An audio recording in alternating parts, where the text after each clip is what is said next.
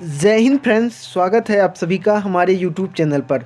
दोस्तों, आज की इस वीडियो में हम वर्तनी संबंधी अशुद्धियों से संबंधित 100 से ज़्यादा महत्वपूर्ण प्रश्न करेंगे, क्योंकि आपके एसएससी जीडी एग्ज़ाम के लिहाज से यह टॉपिक बहुत ही महत्वपूर्ण होता है। इस टॉपिक से 2 से 3 क्वेश्चन आप में बनते हैं, जबकि अगर नंबर में बात की जाए तो 2 से 3 क्वेश्चन का 4 से 6 नंबर तो बनता ही है इस टॉपिक से। और इस टॉपिक में ही बच्चे अधिकतर गलतियां करते हैं, तो उन्हीं को न करें बच्चे गलतियां, तो उन्हीं को सॉल्व करने के लिए हम इस वीडियो में 100 से ज़्यादा इम्पॉर्टेंट वर्तनी संबंधी अशुद्धियों से संबंधित एमसीक्यू क्वेश्चन लेकर आए हैं। तो आपको यह वीडियो आपके लिए बहुत ही इंफॉर्मेटिव और यूजफुल है, क्योंकि यह वीडियो एसएससी जीडी एग्ज़ाम के ओरिएंटेड से ही बनाई गई है, क्योंकि एसएससी जीडी एग्ज़ाम को ही ध्यान में रखकर यह वीडियो बनाई गई है। तो वीडियो की शुरुआत करते हैं हम बिना किसी देरी के।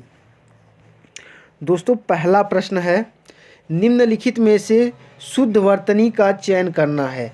इनमें से हमें शुद्ध वर्तनी का चयन करना है। कौन वर्तनी है जो वो शुद्ध है? तो उन्नति को सही वर्तनी में हमें लिखना है। तो उन्नति कैसे लिखा जाएगा?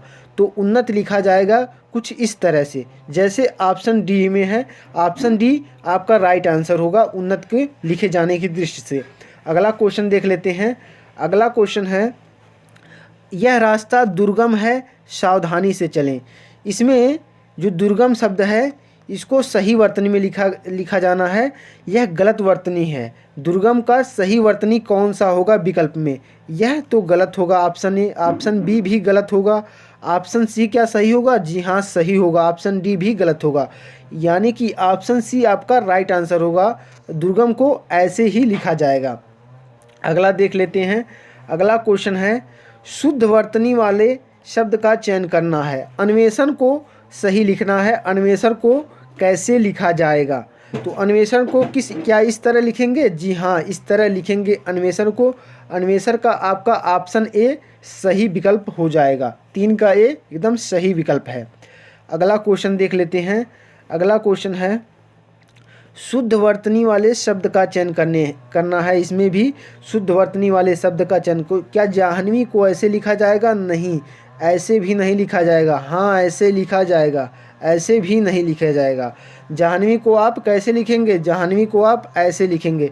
जाह्नवी इस ऑप्शन सी में जो विकल्प है वह आपका राइट आंसर हो जाएगा। अगला क्वेश्चन देख लेते हैं। अगला क्वेश्चन है, शुद्ध वर्तनी का चयन करना है। इसमें भी अधोपतन को कैसे लिखा जाएगा? अधोपतन का सही शुद्ध रूप क्या होता है? तो अधोपतन का सही रूप होता है, कई बच्चे जल्दीबाजी में इसको कर देते हैं, लेकिन यह अधोपतन का शुद्ध रूप नहीं होता है। अधोपतन में अधः पहले लिखाता है। अधः का मतलब ही हो जाता है अधो। अधः और पतन ऐसे लिखा जाता है, और ऐसे ऑप्शन सी में है। ऑप्शन सी हमारा राइट आंसर हो जाएगा। अगला क्वेश्चन देख लेते हैं। अगला क्वेश्चन है, सृष्टि को सही लिखना है। सृष्टि को सही रूप में कैसे हम लिखेंगे? तो सृष्टि कैसे लिखी जाएगी? तो सृष्टि को सी ऑप्शन में है जो वो सही विकल्प है। सृष्टि को कुछ इस तरह ही लिखा जाएगा। तो यह ऑप्शन सी राइट आंसर है। अगला क्वेश्चन देख लेते हैं। अगला क्वेश्चन है, कृपा को कैसे लिखा जाएगा? कृपा को हम कैसे लिखेंगे? तो कृपा लिखा जाता है कुछ इस तरह से। कृपा लिखा जाता है आपका कुछ इस तरह से। तो ऑप्शन नंबर डी में है, तो ऑप्शन नंबर डी आपका करेक्ट आंसर हो जाएगा। अगला क्वेश्चन देख लेते हैं। कह रहा है कि शुद्ध वर्तनी वाले शब्द का चयन कीजिए। तहसीलदारी को सही लिखा जाएगा। तहसीलदारी को सही कैसे लिखा जाएगा? तो तहसीलदारी को सही कैसे लिखा जाएगा? तहसीलदारी। तहसीलदारी ऐसा जो विकल्प में होगा तो आपका राइट आंसर होगा। तो यह किस विकल्प में है? यह है ऑप्शन ए में। तो ऑप्शन ए आपका राइट आंसर होगा। कई लोग बड़ा स लगा देते हैं, लेकिन बड़ा स इसमें नहीं होता है। ऑप्शन ए ही आपका राइट आंसर है। शुद्ध तहसीलदारी ऐसे ही लिखा जाएगा। अगला क्वेश्चन देख लेते हैं।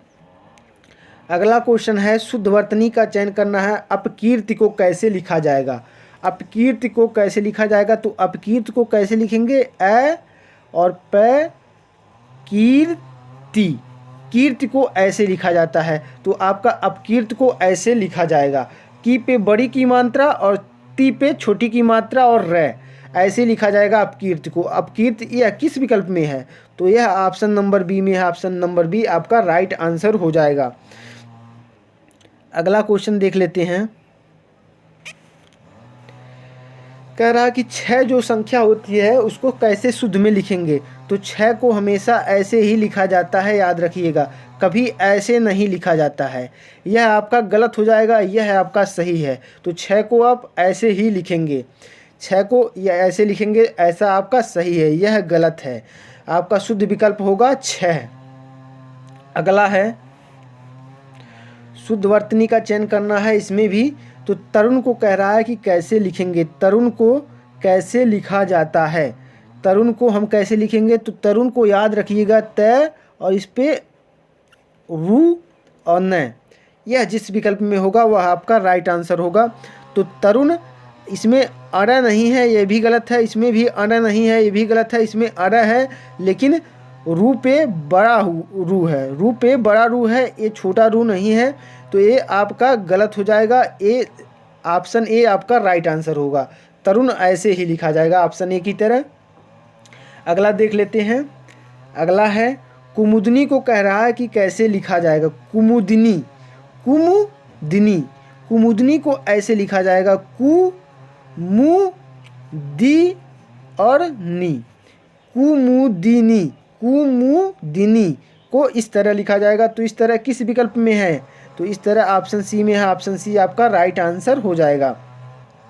अगला क्वेश्चन देख लेते हैं। यह सभी क्वेश्चन बार बार एग्जाम में पूछे जाते हैं आपके एसएससी जीडी परीक्षा के एग्जाम में। अगला क्वेश्चन है बर्तन को कैसे लिखा जाएगा? बर्तन को कई विद्यार्थी इस तरह लिखते हैं और कई विद्यार्थी इस तरह लिखते हैं। आज हम बताएंगे आपको बर्तन कैसे लिखा जाता है, लेकिन बर्तन का शुद्ध रूप आपका जो होता है वो इस तरह होता है।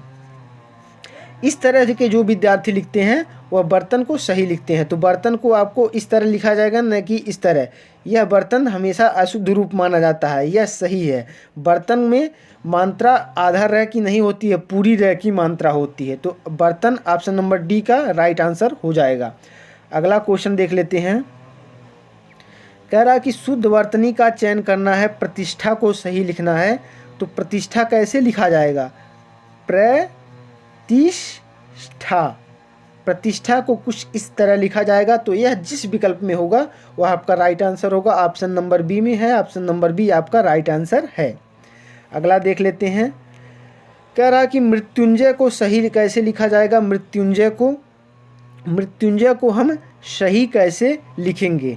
तो मृत्युंजय को सही इस प्रकार लिखा जाएगा जिस प्रकार ऑप्शन नंबर सी में है। ऑप्शन नंबर सी आपका राइट आंसर हो जाएगा। अंक मात्रा होगा, न कि न का मात्रा होगा। न का मात्रा होगा तो आपका अशुद्ध होगा। अगर अंक का मात्रा होगा यह सही है, न कि यह सही है। ऑप्शन नंबर डी वाला गलत है, ऑप्शन नंबर सी वाला सही है। कई लोग ऐसे लिख देते हैं, लेकिन यह गलत है। इसमें न आधा न नहीं होगा, ऊपर अंक का मात्रा होगा। अगला देख लेते हैं। शुद्ध वर्तनी वाले शब्द का हमें चयन करना है। अस्पृश्यता को कैसे लिखा जाएगा? अस्पृश्यता, अस्पृश्यता को इस प्रकार लिखा जाता है। अस्पृश्यता इस प्रकार लिखा जाता है आपका। तो यह किस विकल्प में है? ऑप्शन नंबर बी में है। ऑप्शन नंबर बी आपका राइट आंसर हो जाएगा। अगला क्वेश्चन देख लीजिए। अगला क्वेश्चन है शुद्ध वर्तनी वाले शब्द का चयन करना है। शताब्दी को कह रहा है कि कैसे लिखा जाएगा? शताब्दी में पहली बात जान लीजिए, बड़ी की मात्रा होती है या छोटी की मात्रा? तो शताब्दी में जो शताब्दी है, दी है, उस पर बड़ी की मात्रा होती है। कई लोग छोटी की मात्रा लगा देते हैं, जिसके कारण वर्तनी संबंधी अशुद्धियाँ आ जाती हैं और वो उनका ऑप्शन गलत हो जाता है। तो शताब्दी को इस प्रकार लिखा जाएगा। और छोटा स भी नहीं होगा, ये भी गलत है। ये तीनों के तीनों गलत हैं, केवल यह सही है, ऑप्शन नंबर डी। अगला देख लेते हैं। शुद्ध वर्तनी वाला शब्द का चयन करना है। अगले में भी त्रिदोष को कैसे लिखा जाएगा?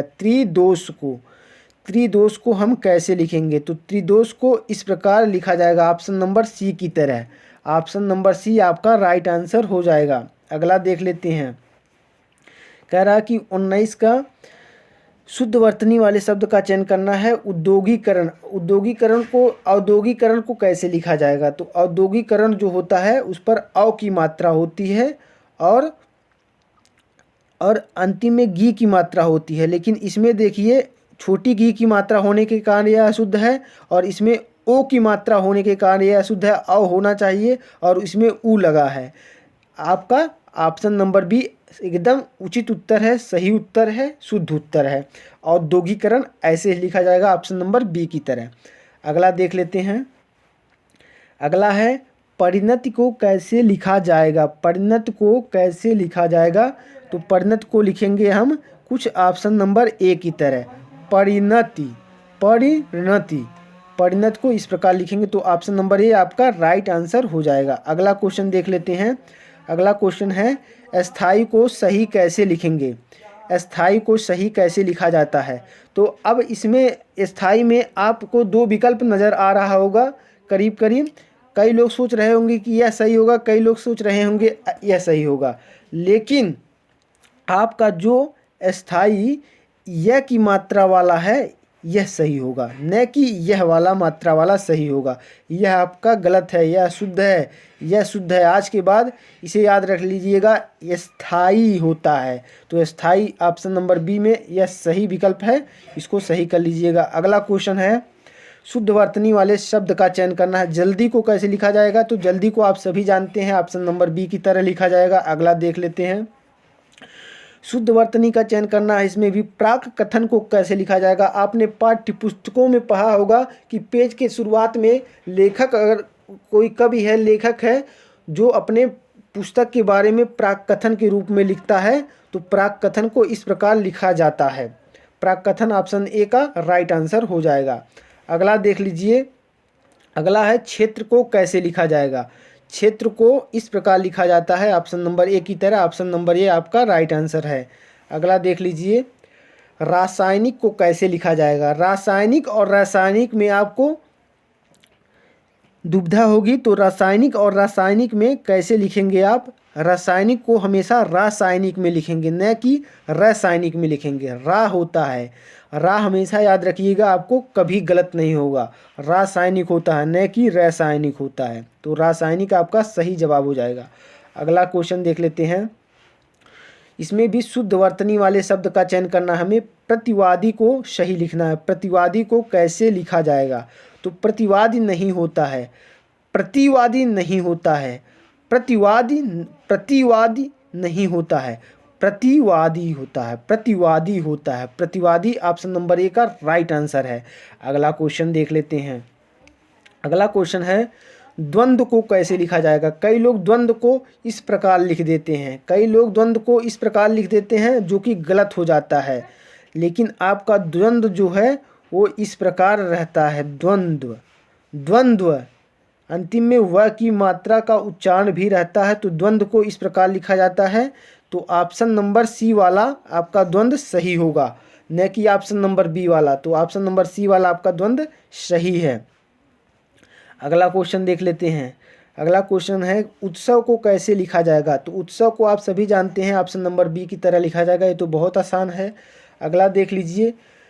कह रहा कि निर्दर्शन को कैसे लिखा जाएगा। निदर्शन, निदर्शन को कैसे लिखा जाएगा, तो दर्शन आप जानते हैं, दर्शन में नि जोड़ दीजिए, उसके बाद आपका सही हो जाएगा। निदर्शन आपका इस प्रकार लिखा जाएगा, ऑप्शन नंबर बी की तरह। अगला देख लीजिए।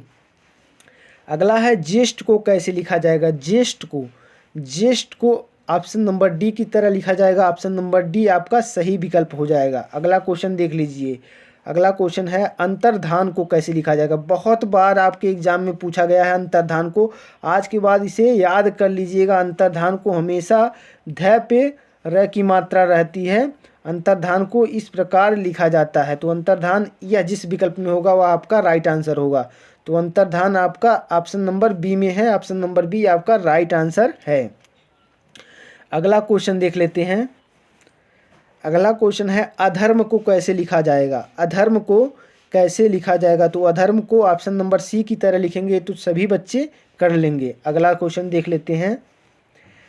कह रहा कि अनुक्रम को कैसे लिखा जाएगा। अनुक्रम को, अनुक्रम को कैसे लिखा जाएगा, तो अनुक्रम को ऐसे लिखेंगे ऑप्शन नंबर बी की तरह। ये भी सभी बच्चे कर लेंगे।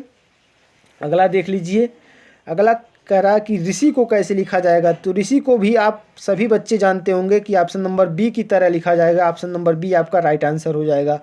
अगला क्वेश्चन देख लेते हैं, दीर्घायु को कैसे लिखा जाएगा। दीर्घायु, दीर्घायु भी ऑप्शन नंबर ए की तरह लिखा जाएगा। ऑप्शन नंबर ए आपका राइट आंसर हो जाएगा।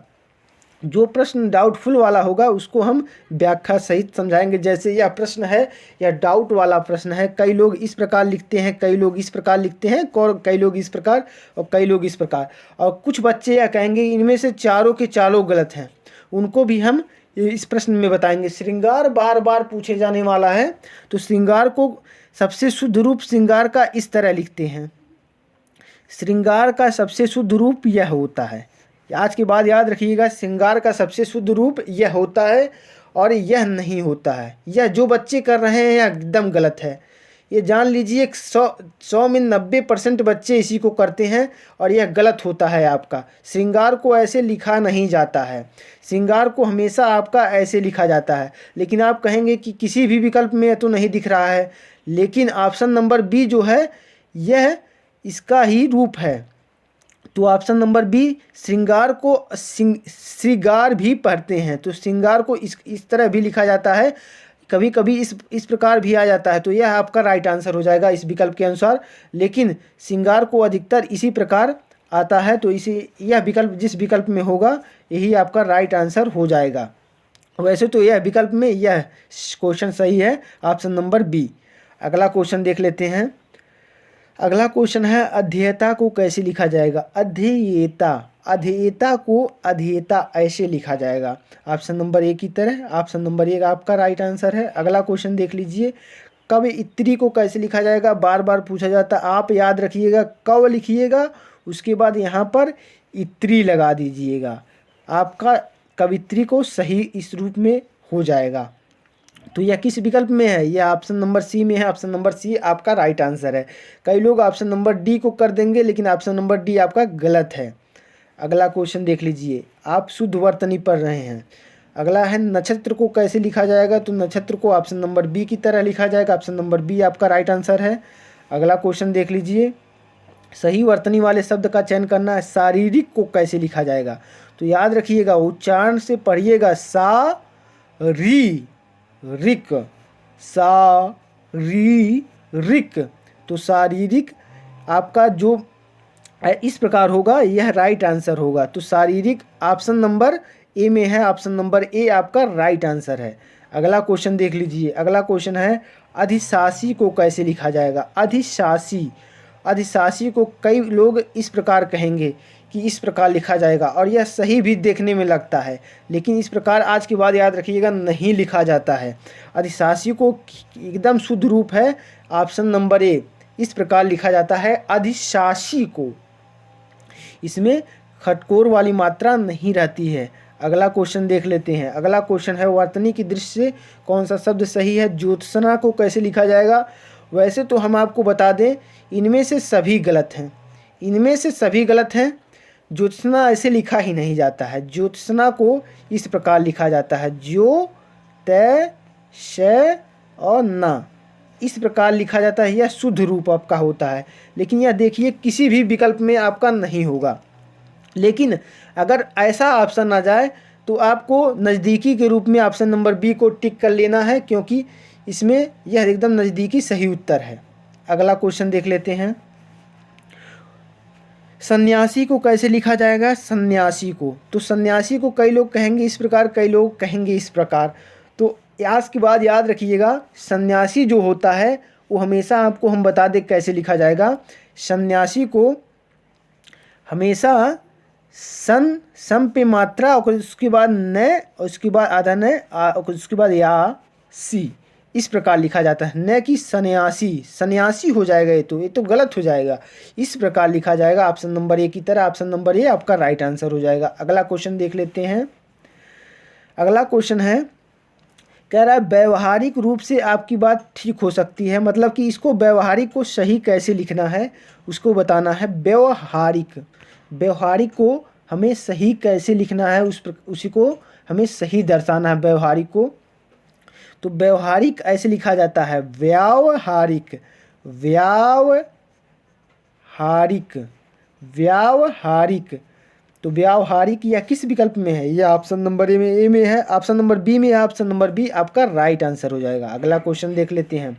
अगला क्वेश्चन है, उसका कथन अतिशयोक्त मात्र था। अतिशयोक्ति बहुत बार पूछा जाता है। अतिशयोक्त को कैसे लिखा जाएगा? 90% बच्चे इसको कहते हैं आधा स के नाते, लेकिन यह जान लीजिए हमेशा आधा स नहीं रहता है, पूरा स रहता है। अतिशयोक्ति को अतिशय, अतिशयोक्ति, अतिशयोक्ति को इस प्रकार लिखा जाता है, न कि इस प्रकार। तो ऑप्शन नंबर डी जो है वो आपका राइट आंसर होगा। अतिशयोक्ति होता है, न कि अतिशयोक्ति होता है। यह आपका गलत है। कई बच्चे इस प्रकार लिखते हैं। अगला क्वेश्चन है, चातक स्वाति की बूंद का प्यासा होता है। तो स्वाति कैसे लिखा जाएगा? स्वाति को किस प्रकार सही हम लिख सकते हैं? तो स्वाति को लिख सकते हैं इस प्रकार, ऑप्शन नंबर सी की तरह। ऑप्शन नंबर सी आपका राइट आंसर हो जाएगा। अगला क्वेश्चन देख लीजिए। कह रहा कि साहित्य और समाज का अन्योन्याश्रित संबंध है। तो अन्योन्याश्रित कैसे लिखा जाएगा? अन्योन्याश्रित इस प्रकार लिखा जाएगा, ऑप्शन नंबर बी की तरह। ऑप्शन नंबर बी आपका राइट आंसर हो जाएगा। अगला क्वेश्चन देख लीजिए। कह रहा कि रहस्य और रोमांच का वैचित्र का समन्वय देवकी नंदन खत्री के उपन्यासों का वैशिष्ट है। तो वैशिष्ट को कह रहा है कैसे लिखा जाएगा? ये तो भराना है, वो तो सभी जानते हैं, लेकिन इसमें वर्तनी जो शुद्ध है वो तो सभी जानते हैं, इसमें वैशिष्ट भरा जाएगा, लेकिन वैशिष्ट को कैसे लिखा जाएगा उसको देखने की ज़रूरत है ना।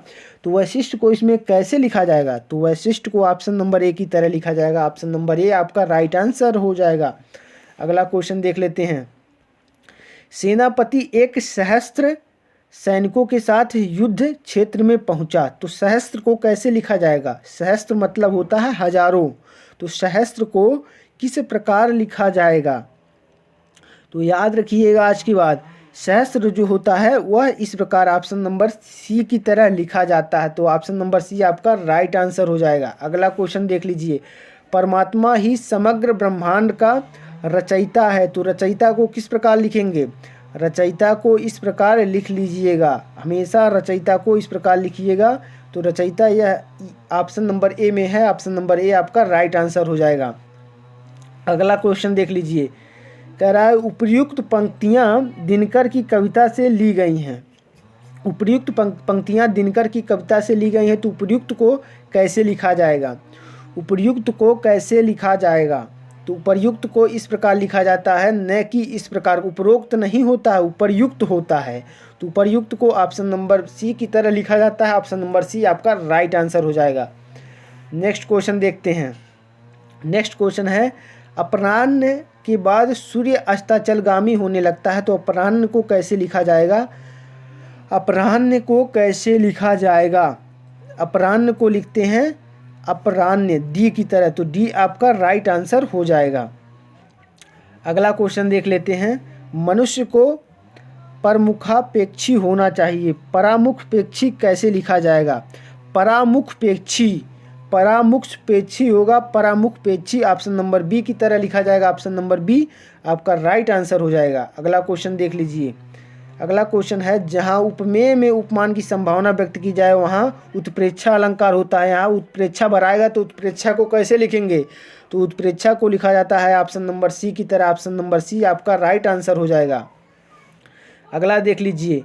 बुढ़ापा दौर्बल्य का सूचक है। यहाँ पर दौर्बल्य भराएगा। दौर्बल्य को हम कैसे लिखेंगे? तो दौर्बल्य को ऑप्शन नंबर सी की तरह लिखेंगे। ऑप्शन नंबर सी आपका राइट आंसर हो जाएगा।